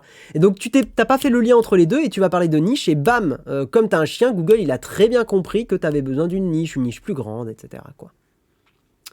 Voilà. Et que vous écoutez individuellement, ce n'est pas le cas. Voilà, c'est vraiment. Mais par contre, Thibaut, la coïncidence, elle fait froid dans le dos. Elle fait froid dans le dos, la coïncidence. C'est qu'effectivement, ça arrive souvent que tu parles. Moi, ça m'est arrivé. Hein. Tu parles d'un truc et bam, sur Instagram, t'as la pub du truc en question. T'es là, wow. Mais en fait, non, c'est juste que tout ce que tu fais sur Internet est globalement à peu près analysé, quoi. Voilà. Google Up, que dit-on d'un gamer qui joue quand il est triste qu'il se console? Oh. On va avancer. Il est 8h50, on a le temps de faire 2 articles assez rapidement. Donc voilà pour la Google I.O. Alors si, globalement, on va refaire un petit sondage. Globalement, comment vous l'avez trouvé? Voilà, la Google I.O. Comment vous l'avez trouvé? Est-ce que vous avez, genre, on va mettre, j'ai beaucoup aimé, j'ai aimé, j'ai pas trop aimé. Je mets pas de truc au milieu. Parce que si on met un truc au milieu dans les sondages, ça biaise. Et j'ai pas du tout aimé. Voilà. En gros, c'est ce que c'est au-dessus de vos espérances ou en deçà de vos espérances. Attendez, je réfléchis si je peux faire le sondage différemment. Alors, je vais plutôt faire beaucoup mieux que prévu. Mieux que prévu, parce que je vais avoir assez de caractères. Beaucoup mieux que prévu. Un peu mieux que prévu. Moins bien que prévu. Et beaucoup moins bien que prévu. Voilà, donc comme ça va être par rapport à vos attentes. Je vous laisse 3 minutes. Beaucoup mieux que prévu, un peu mieux que prévu, moins bien que prévu, beaucoup moins bien que prévu. Moi, je sais pas ce que je voterai. Je dirais... Moi, je dirais un peu mieux que prévu. Peut-être, je pense.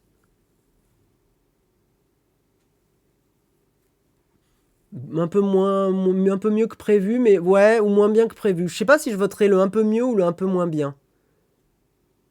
Parce que d'une certaine façon, c'était quand même beaucoup de teasers en fait, pour l'instant. Beaucoup de teasers, les annonces Android étaient pas dingos. Le Pixel 7 c'est dans longtemps, le Pixel 6a c'est pas tout de suite. La Watch c'est sympa. Ouais, non, je voterai un peu moins bien, je pense. Un peu moins bien que prévu. Ça manquait d'un truc un peu tangible. Non, je voterai un peu moins bien. Pour l'instant, vous êtes mitigé sur le milieu, un peu mieux, ou un peu moins bien que prévu, ouais. Je vais pas répondre car je m'en fiche des produits Google. Ouais, je comprends Kiwi-san. Moi, je m'en fiche pas parce que même si je les utilise pas au quotidien, c'est quand même Google est un concurrent direct d'Apple sur plein de choses et c'est important de le traiter, c'est important de l'analyser, c'est hyper important. Salut MyCO Coach, bienvenue à toi. N'hésitez pas d'ailleurs les gens, hein, pour ceux qui sont pas, qui veulent discuter avec nous le matin. Je sais que ça demande un petit effort au début quand on n'est pas trop habitué à Twitch, mais venez vous inscrire sur Twitch et venez discuter avec nous. On mord pas et c'est sympa de vous lire dans le chat. Et vous l'avez vu, hein, on essaye de discuter pas mal avec vous, on essaye vraiment que l'émission elle soit collaborative avec vous. Donc voilà. Je trouve que le Pixel 6a est finalement pas mal pour 459€. Donc pour l'instant, c'est assez mitigé. Il y a très peu de gens qui la trouvent beaucoup mieux que prévu ou beaucoup moins bien que prévu. Vous êtes plutôt mitigé, un peu mieux que prévu, moins bien que prévu. C'est un peu entre les deux. Non, on mord pas, Lucas Taliani, pas d'inquiétude. Pour moi, Google n'arrive pas à faire un écosystème complet et sexy. Ouais.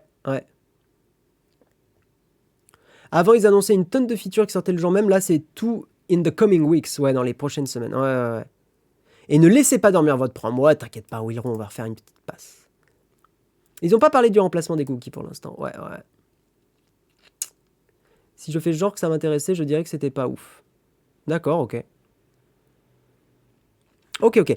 On va avancer, on va parler rapidement. Ça, c'est important que vous ayez ça en tête si vous êtes, si vous êtes là, c'est que vous aimez quand même la tech et que vous aimez qu'on analyse et qu'on décrypte un peu le marché. Et ça, c'est pour avoir un peu des infos en tête si vous en discutez avec des gens ou quoi. Honor, et oui, Honor, tac, je vous montre l'article. Article de JDG, non pas du joueur du grenier, mais de Journal du Geek.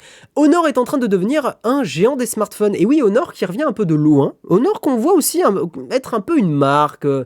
Voilà, qui a une communication très axée envers les jeunes, un côté très fun, pas la marque très premium et tout ça. Eh bien, ils sont en train de changer, Honor, hein, c'est en train de muter. Et Honor est en train de devenir un géant des smartphones. Honor n'est plus Huawei.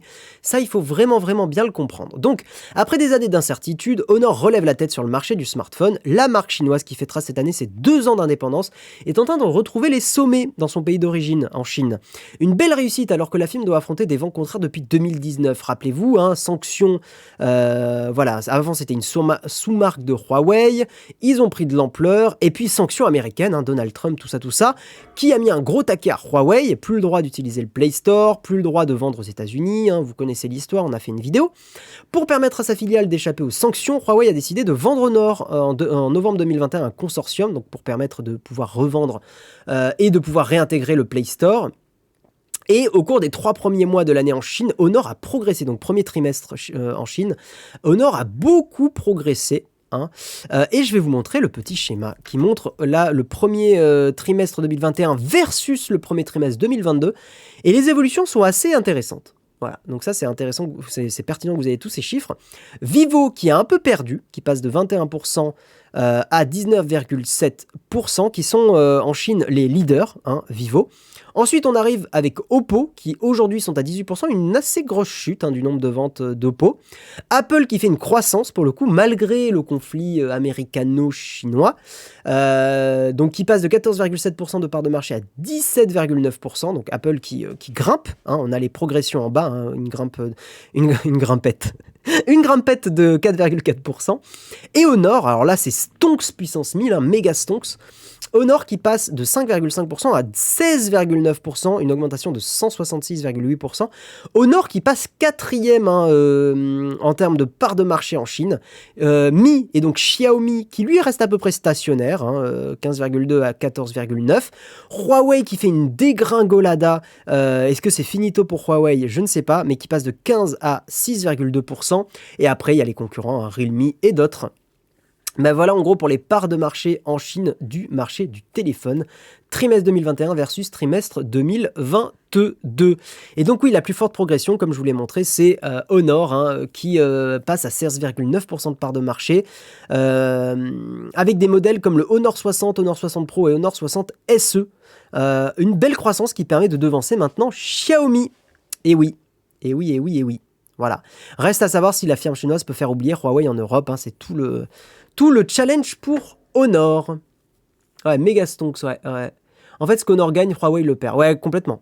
On est bien d'accord. Ceux qui achètent du Huawei maintenant achètent Honor non IMAX. De moins en moins. Honor est en train de vraiment prendre son indépendance. Pas de Samsung. Eh ben écoute, oui, maintenant que tu le dis, j'ai effectivement pas de Samsung en Chine. Samsung est peut-être pas, se vend pas en Chine. Oui, c'est vrai que maintenant que tu le dis. Ouais, effectivement. Et donc, pour terminer les articles de ce matin, de la rumeur iPhone, et oui, j'allais pas vous laisser sans un petit peu de rumeur iPhone, l'USB-C qui pourrait arriver sur, l'iPhone 15 et pas l'iPhone 14. Aïe. On se demandait si l'iPhone 14 de cette année allait avoir de l'USB-C. Kuo, comment il s'appelle déjà Ming-Chi Kuo, pardon, qui est un analyste qui fait souvent des rumeurs et qui est plutôt correct. Merci VeganFR pour ton Prime. Qui en général tape assez juste, a analysé en demandant à des chaînes de production, que ça serait probablement l'iPhone 15 qui aurait de l'USB-C et pas l'iPhone 14 malheureusement. Donc c'est une rumeur qu'on peut mettre à 80-90% de sûreté, hein, de véracité. L'iPhone 15 qui donc aurait de l'USB-C. Pas grand chose à dire de plus, hein, c'est juste Ming-Chi Kuo qui est allé voir des chaînes de production, il a plein de contacts, et sûrement que les chaînes de production se sont mises à avoir des demandes et des productions plus forte de connecteurs USB-C, c'est probablement comme ça que ça se passe. Et donc, Ming-Chi Kuo, on a fait la déduction que ça serait probablement l'iPhone 15. Il faut bien comprendre qu'Apple a une influence monstrueuse sur les chaînes de production et que qu'en gros, il peut y avoir des signes précoureurs d'augmentation de cadence de production. Voilà. USB-C sur iPhone, j'y croirais quand je le verrai. Qui a dit Arlésienne? Ouais, moi aussi, j'y croirais quand je le verrai, mais ça me semble pas incohérent que ça soit sur l'iPhone 15. Et effectivement, que l'iPhone 14 ait encore du Lightning, ça fait grincer des dents, mais c'est comme ça. Voilà. Jamais d'USB-C pour l'iPhone et MagSafe pour le 15. C'était mon estimation aussi, Nali Eric. Mais c'est pas impossible qu'il y ait quand même besoin d'un connecteur in fine. Donc je ne sais pas. Je ne sais pas. L'obligation européenne serait pour 2024, donc l'iPhone 15. Pour les acheteurs Apple, il vaut mieux sauter l'iPhone 14, je pense. Oui, et puis, si vous n'avez pas besoin d'un nouvel iPhone, ne le prenez pas. Hein. Est-ce qu'il y a des raisons techniques pour lesquelles ils ne l'ont pas intégré? Non. Il y a des raisons financières. Apple gagne énormément d'argent avec le collecteur Lightning et avec leur certification Made for iPhone qui leur apporte une tunasse monstrueuse. Et donc c'est pour ça qu'ils ne veulent pas migrer leur connecteur trop vite. Voilà en gros l'explication. Par contre, un poinçon pour la caméra selfie sur un iPhone, c'est de l'utopie totale. Non, ça c'est fortement probable que l'iPhone 14 ait le petit poinçon, ouais. Voilà. OSEF de l'USB-C en vaut de l'iPhone 14 mini. Oh bah OSEF pour toi, Tlaymoon. Moi, pas OSEF du tout, l'USB-C. Je trouve ça beaucoup plus important. Je préfère avoir un grand iPhone et de l'USB-C. C'est l'enfer, le Lightning en 2022. C'est l'enfer. Encore 24 de 2 avant la WWDC. Ouais, WWDC qui arrive bientôt, effectivement, dans moins d'un mois. Voilà. Et, mais waouh, incroyable, il est 9h01. On vient de finir les articles. On n'est pas trop mal. Et vous le savez, roulement de tambour, nous allons passer à la partie de l'émission piquer de l'argent à Jeff Bezos. Et oui, regardez-le, le regard de winner, et ça peut être votre regard aujourd'hui, car vous pouvez piquer de l'argent à Jeff Bezos en nous soutenant gratuitement, ça se fout, gratuitement, avec votre Amazon Prime. Je le sais, vous êtes Amazon Prime, probablement vous avez l'abonnement d'Amazon. Eh bien, vous ne le savez peut-être pas, mais vous pouvez soutenir une chaîne Twitch gratuitement. Et donc, ça nous soutient financièrement. C'est hyper important pour nous. Si vous aimez ce qu'on fait tous les matins sur Nowtech, je regarde s'il y a un message. Oui, ok. Si vous aimez ce qu'on fait tous les matins, notre débrief de l'actualité, nos streams gaming, nos vidéos sur YouTube, eh bien, on a besoin de vous. Et c'est gratuit si vous avez un Amazon Prime. Donc, c'est vraiment une occasion à pas louper. Parce que vous débloquez en plus plein de choses, vous débloquez notamment de superbes emojis.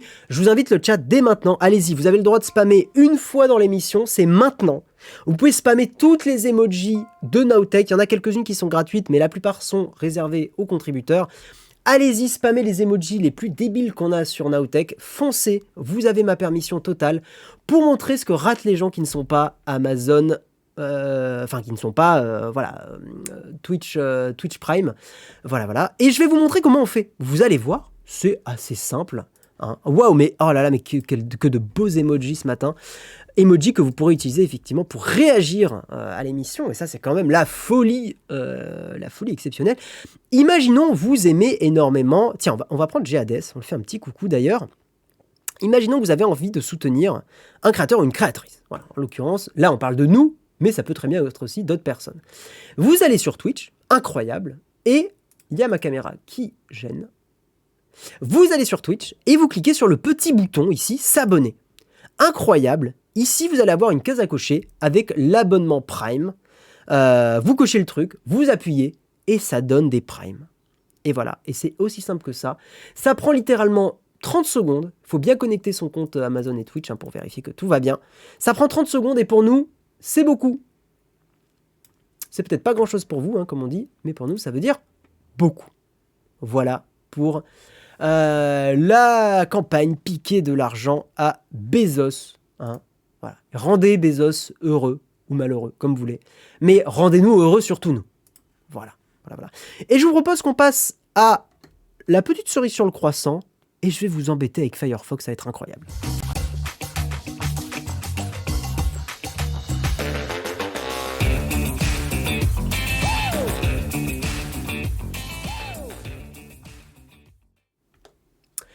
Dans la cerise, aujourd'hui, nous allons parler assez rapidement, hein, après on va faire un petit camp de fac. Nous allons parler, je cherche l'article, ici, et oui, de Firefox 100, mais quel régal, hein. Firefox 100 official, avec plein de petites annonces, et je voulais en parler, parce que j'aime beaucoup Firefox, c'est un projet que je trouve important aujourd'hui, hein, en 2022, et donc voilà, hein, c'est au tour de Mozilla Firefox de passer en version 100. Petit tour des nouveautés, pas grand chose non plus qui bouleverse Firefox, mais voilà. Merci Dédé Cookie pour ton réabonnement, merci beaucoup. Oh, c'est bon, on peut arrêter le spam, hein, tout va bien, c'est bon, nous avons montré ces magnifiques emojis à tout le monde. Voilà. En premier lieu, la fonctionnalité Picture in Picture qui permet de profiter d'une vidéo YouTube ou autre en miniature sur n'importe quelle page jouit de quelques améliorations. Cet outil supporte les sous-titres et les légendes de YouTube, d'Amazon Prime Video, de Netflix et de tous les sites utilisant WebVTT, qui n'est sûrement pas un truc lié au vélo. L'outil de correction orthographique prend désormais en charge plusieurs langues, il faudra sélectionner au préalable. Également, il y a la prise en charge des vidéos HDR sur Mac, notamment sur YouTube. Firefox 100 est compatible avec le codec AV1, voilà, ça faisait apparemment assez longtemps que ce n'était pas le cas, donc ça c'est quand même très très très bien. La version Android de Firefox n'est pas en reste, plusieurs nouveautés à noter. Les utilisateurs pourront appliquer deux nouveaux fonds d'écran, Beach Vibes et Twilight Hills. En outre, l'historique des onglets de gestionnaire de tâches sont désormais disponibles sans encombrement. Pour résumer, Firefox regroupe pour vous les éléments de l'historique en fonction de l'élément d'origine.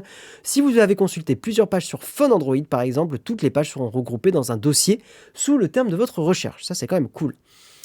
Confidentialité renforcée avec un mode HTTPS uniquement. Et donc oui, ça va permettre de charger du HTTPS complètement. Et c'était déjà disponible depuis Firefox 83 sur ordinateur. Voilà pour les petites nouveautés de Firefox. Je vous montre un peu à quoi ressemble maintenant la version mobile. Et c'est vrai que moi j'utilise Firefox et j'en suis encore aujourd'hui très content. Nous allons pouvoir passer au camp de fac. Si vous avez des questions, j'ai peut-être des réponses et on peut discuter de ce que vous voulez, de la Google I.O., de n'importe quoi. C'est parti. C'est parti, vraiment.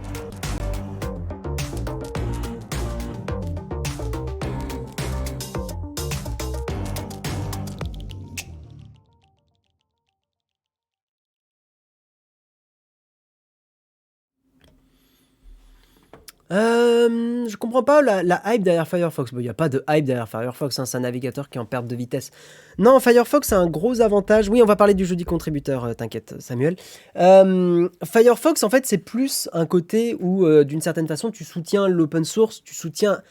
Je pars du principe que quand tu navigues sur Internet aujourd'hui, c'est important d'avoir un navigateur qui respecte certaines valeurs, et notamment une valeur de transparence, qui n'est pas le cas aujourd'hui sur Safari ou Chrome ou d'autres. Hein, tu as parlé de Edge. Edge, c'est closed source, comme on dit. Les sources sont fermées, tu ne sais pas ce que fait Microsoft avec les données récoltées. Pour moi, c'est un problème parce que c'est assez intime ce qu'on fait sur Internet. Je parle même pas de sites de cul ou trucs comme ça. Vraiment, juste le fait de naviguer, c'est plutôt... voilà, c'est très personnel. Donc, alors, au boulot, c'est une autre histoire. Mais quand vous êtes chez vous, machin, moi, je trouve ça important. C'était une cerise speedrun, exactement. Exactement. On va parler du jeu des contributeurs. Donc oui, vous le savez, si vous contribuez, si vous piquez de l'argent à Jeff Bezos, ou même si vous nous soutenez sur Patreon ou sur d'autres moyens, vous pouvez nous rejoindre à 18h pétante, dans le jeudi contributeur. Jeudi contributeur, c'est notre petit live où on blablette avec vous, et là c'est beaucoup plus, comment dire, on parle de tout et de rien, et c'est en petit comité. Donc ça crée une petite proximité, c'est assez sympa, voilà, c'est très très cool. C'est souvent Jérôme et moi qui le faisons. Jérôme des fois le fait tout seul, des fois ça m'arrive de le faire tout seul, mais en général on est tous les deux. On parle vraiment de bouffe, de voyage, en parlant de bouffe d'ailleurs, je me rends compte que j'ai faim, de plein de trucs. Voilà, plein de trucs, donc venez discuter avec nous. Merci Patitus 2000. Et pour avoir l'info, donc il n'y a plus de mail du jeudi contributeur, il y a quelqu'un qui le disait dans le chat. Écoutez-moi bien, il y a vraiment, on ne peut plus envoyer d'email avec le jeudi contributeur. Il faut que vous vous mettiez un rappel dans votre agenda à 18h d'aller consulter le Discord. On met le lien sur le Discord. Voilà, ou sur Patreon, comme vous voulez. Mais le jeudi contrib, on ne peut plus vous envoyer de mail. On n'a plus cette possibilité-là. Donc il faut être sur notre Discord et aller venir voir notre Discord pour avoir le lien. C'est hyper important. Voilà. Ou aller sur Patreon. Voilà. Bravo Patitus, t'as débloqué les emotes. Attention par contre, pas trop de spam. Ce soir, je sais pas Yves Castel si on sera tous les deux. Je pense que oui. Oui, Vivaldi c'est pas mal aussi, ouais.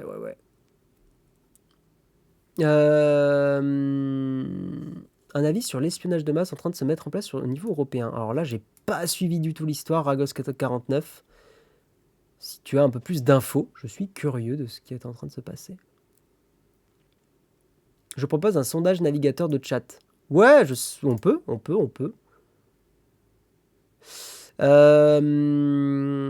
Après, le problème, c'est que le sondage va être biaisé. Il vaut mieux voir les statistiques globales d'utilisation. Patreon envoie le mail. Ouais, tout à fait. Le souci, c'est que j'aime pas Discord. Je trouve cette plateforme hyper compliquée à appréhender. J'ai des idées d'amélioration, Fabrice, de Discord. Cet été, si j'ai un peu de temps, j'aimerais le mettre en place. Notamment, j'ai vu un truc qui était fait sur d'autres serveurs Discord. C'est que quand tu arrives sur le Discord, tu peux sélectionner les channels que tu veux voir. En gros, l'idée, c'est de faire un onboarding en disant est-ce que tu aimes la photo? Est-ce que tu aimes la tech? Est-ce que tu aimes les smartphones? Est-ce que tu aimes, je sais pas... Enfin, voilà. Tu choisis tes sujets et en fait, ça va te montrer ou pas te montrer certains channels sur le Discord. Et je pense que ça peut être cool pour effectivement permettre de ne pas avoir un Discord trop chargé et de pouvoir pas avoir de notifications de trucs dont tu n'as pas envie d'avoir des informations. Donc je pense qu'il y a vraiment un truc à faire là-dessus avec un petit onboarding. J'ai vu ça sur un autre Discord et je trouve ça hyper cool. Ça t'évite d'avoir trop de notifs. Mais je sais que Discord, faut faire un effort, c'est un peu pénible, mais en fait c'est une plateforme qui est assez cool quand même.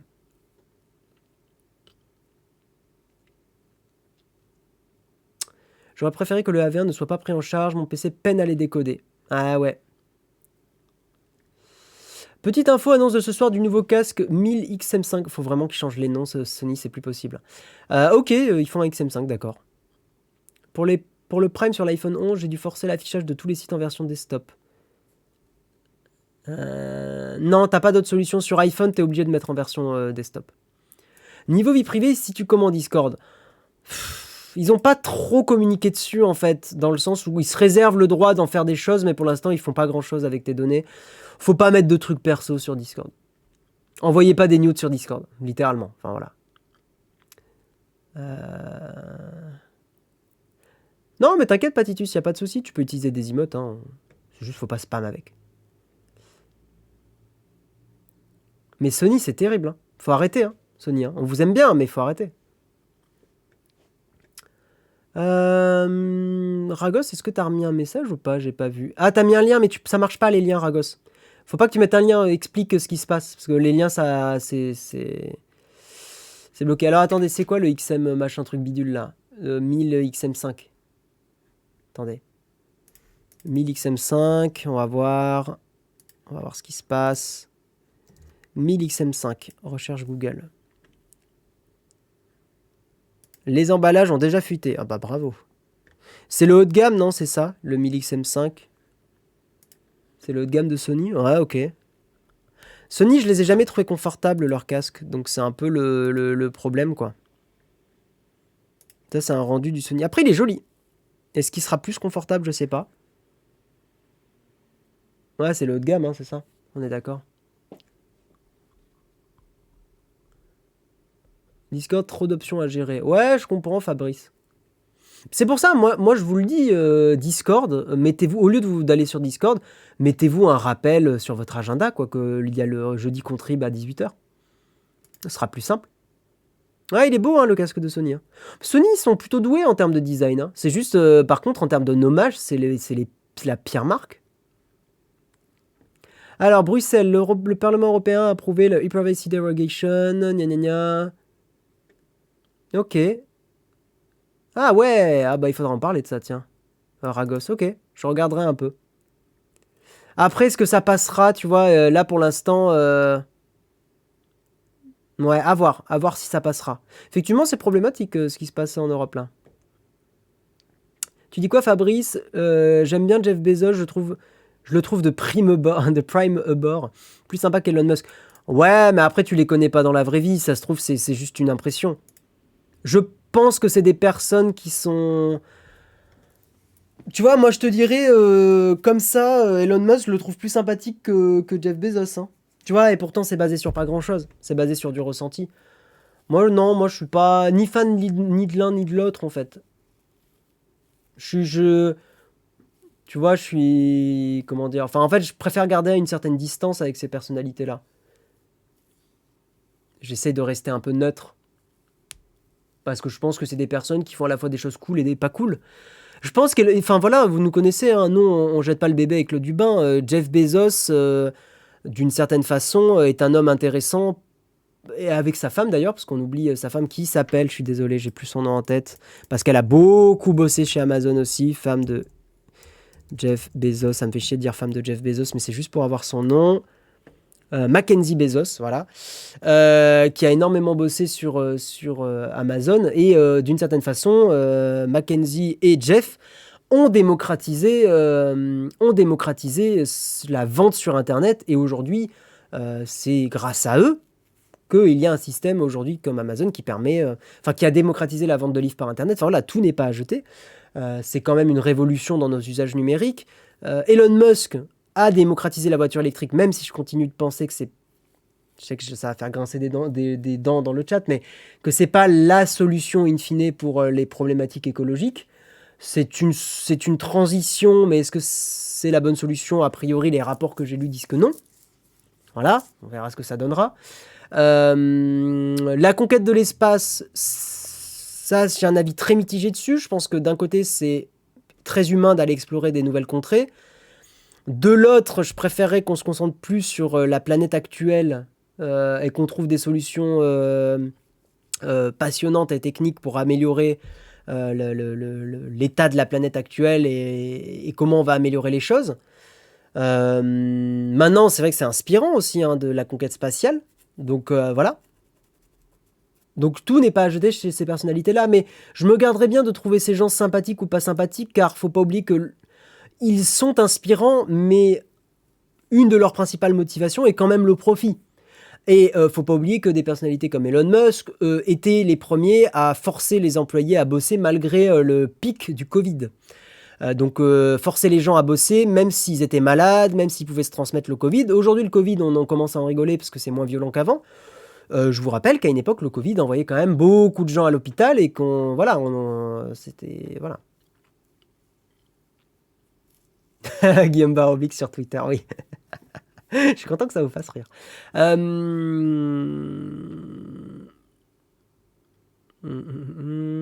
Ah oui, t'es toujours là, Flonflon. Je pensais que t'avais démarré ton stream. L'exploration spatiale permet des avancées sur notre planète. C'est pour ça, tu vois, je veux pas. Dans toutes les innovations, il y a du bien et du moins bien. Donc effectivement, l'exploration spatiale, de toute façon, qui je suis pour l'arrêter? Je vais pas l'arrêter. Euh, Maintenant, de mon point de vue, il y a des priorités plus importantes. Qui sont peut-être moins sexy, mais sur lesquels il faut bosser, sur lesquels on peut créer des passions, on peut déchaîner des passions. On peut. Moi, je suis pas du genre négatif en disant l'avenir va être terrible ou quoi. Non, je pense qu'il y a vraiment moyen de travailler ensemble pour qu'on crée un meilleur avenir ensemble. On sait qu'il va y avoir des problématiques, il faut qu'on bosse ensemble pour les résoudre. C'est là où je suis pas fan de certains discours de personnes alarmistes. Alors, d'une certaine façon, l'alarmiste permet de faire parler de ces sujets, mais je pense que dire que c'est foutu et qu'on va être dans la merde, ça fait pas avancer le schmilblick. Je pense au contraire. Alors là, pour le coup, c'est un reproche que je fais aux politiques actuelles et même au gouvernement en place, c'est que je trouve qu'ils rendent pas assez sexy la bataille pour l'écologie. Et pour notre planète, et même pour nous, faut pas oublier que c'est en fait notre planète, elle s'en fout. Mais même pour nous, la bataille écologique, c'est une bataille pour que l'humain vive dans des conditions cool. Et je trouve que ça manque vraiment de discours hyper inspirants sur tiens, si on bossait ensemble main dans la main, soyons des frères et des sœurs, pour aller plus loin sur l'écologie, pour améliorer les choses, même si c'est compliqué, c'est pas parce que c'est compliqué que c'est perdu. Voilà quoi, let's go, faisons des trucs cool. Créons de l'emploi sur des problématiques écologiques, créons plein d'emplois pour, je sais pas, isoler des maisons, créer des technologies qui permettent de recycler des choses. Enfin, il y a des trucs à faire, quoi. Et après, réduire aussi notre consommation, avoir de la meilleure communication là-dessus, parce que ça on va être obligé d'y passer. Flonflon, je ne stream pas. Je sais pas, ton clavier, il a un peu chié dans la colle. D'ailleurs, Flonflon, il faut qu'on s'appelle après. SpaceX permet de dev Starlink. Starlink est utilisé par des Ukrainiens. Ouais, mais il y a des trucs cool. Vous voyez, hein, j'essaie de pas avoir un discours négatif. Hein. En parallèle des missions spatiales, il y a des études sur notre biologie qui sont menées, sur l'impact des rayonnements UV, la façon dont notre atmosphère nous protège. Sans ça, on ne pourra pas réaliser des analyses comparatives. Non, mais bien sûr. Je suis sous la douche. Très bien, je vois que Flonflon, tu m'écoutes sous la douche. Je vous invite à faire la commande Flonflon dans le chat, qui a été créée spécifiquement il y a quelques jours. Elle existe. Le problème est que l'argent divise les gens. Non, l'argent divise pas les gens. Les inégalités divisent les gens. C'est pas l'argent. L'argent, je te garantis que quand les gens ont de l'argent, ils se rassemblent. Hein.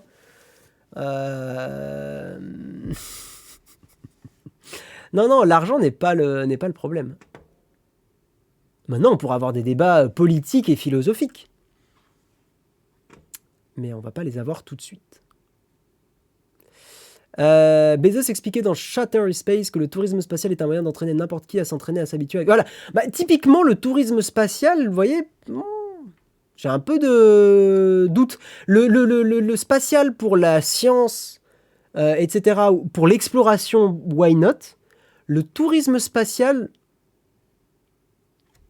j'ai un peu de mal avec. Change my mind. Voilà, à vous dans le chat de changer mon état d'esprit là-dessus.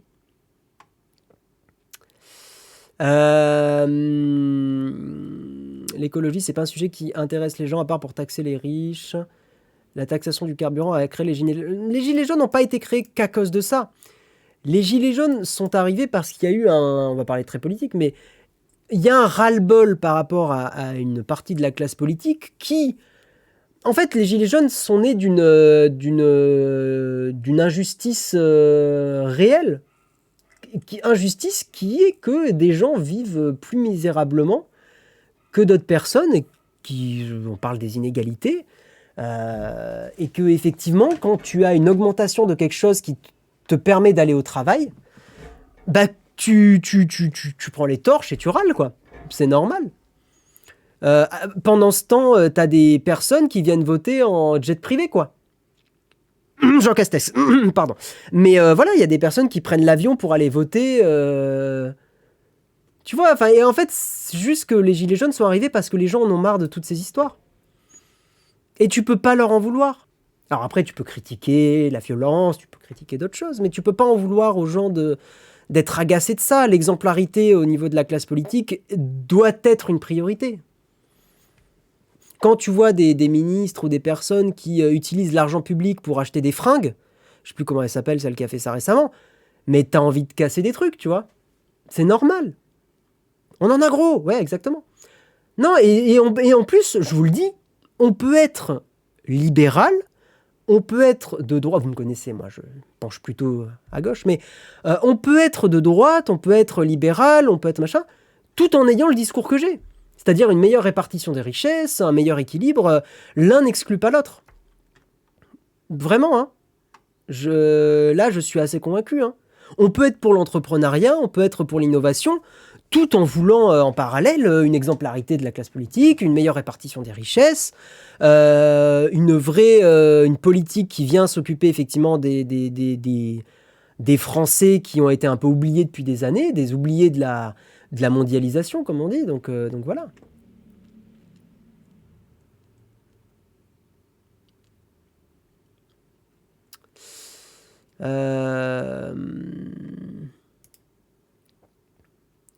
Les jets privés ont un impact au final faible. Oui, mais c'est le message que ça envoie, Mick McCall.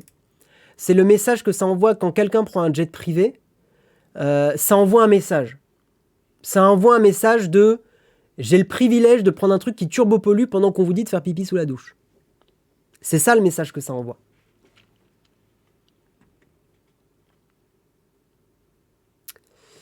Voilà.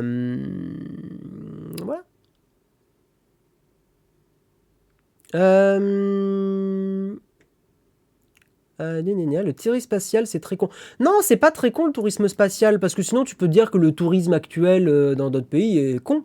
Non, je suis pas d'accord. Le tourisme spatial, il est intéressant. Moi, je trouve que c'est assez génial. Mais, en fait, tout est une question de contexte. Si tout allait bien sur le meilleur des mondes, dans le meilleur des mondes, le tourisme spatial, je serais là, oh putain, mais let's go, quoi, trop bien.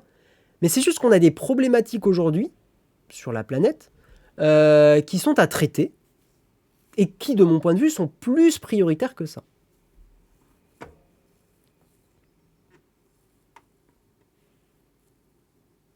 Voilà.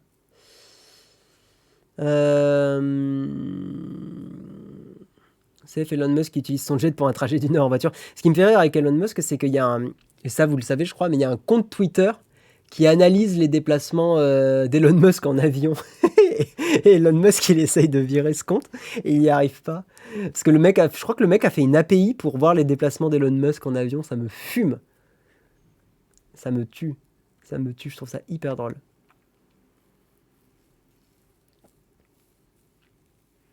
Une question, comment Jean Castex est officiellement domicilié dans les Pyrénées-Orientales? Comment veux-tu qu'il soit à Paris dans la même journée s'il ne prend pas un avion?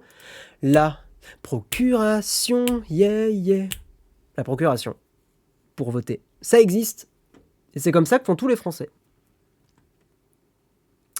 Guillaume président avec la MUA, mais non.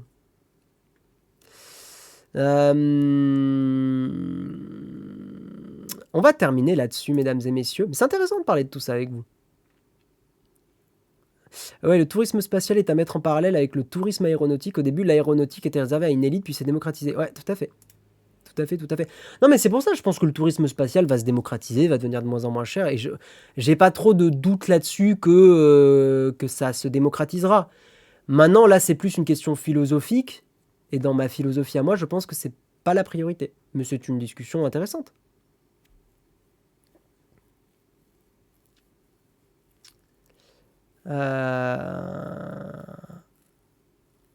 Voilà. Mesdames et messieurs, ces discussions sont très intéressantes, mais nous avons une journée remplie de bonheur et de boulot. Et donc, nous allons... je vais vous laisser là. Je vais regarder qui on va raid. Lancer un raid. Il y a plein de gens sympas. Il y a Planète de Carreau ou GADS. GADS, ça fait un moment qu'on l'a pas raid. Je crois que je vais raid GADS. Je vous envoie chez GADS. Merci à tous. Rendez-vous 18h pour le jeudi contributeur. Rendez-vous demain matin à 8h. Pour le mug, ça sera Jérôme qui vous fera le mug demain matin. Je vous fais des bisous, merci à tous d'avoir suivi le Mug No Tech et je vous envoie donc chez GADS. Des bisous, ciao tout le monde, bye bye.